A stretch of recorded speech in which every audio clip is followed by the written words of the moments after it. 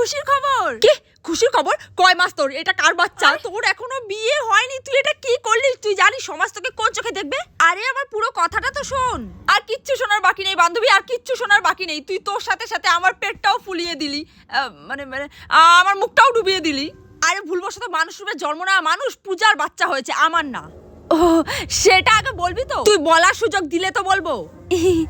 বান্ধবী ভুল হয়ে গেছে, ভুল হয়ে গেছে। আমি আজকেই যাবো তোদের বাড়িতে পূজার বাচ্চাকে দেখতে। হ্যাঁ ঠিক আছে ঠিক আছে, রাখ এখন।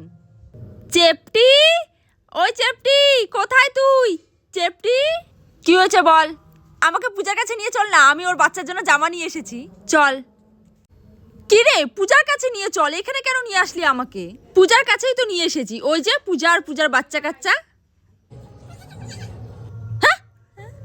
ও আমি তো তোকে বলতেই ভুলে গেছি, পূজার তিনটে বাচ্চা হয়েছে। তা তুই কটা জামা নিয়ে এসেছিস?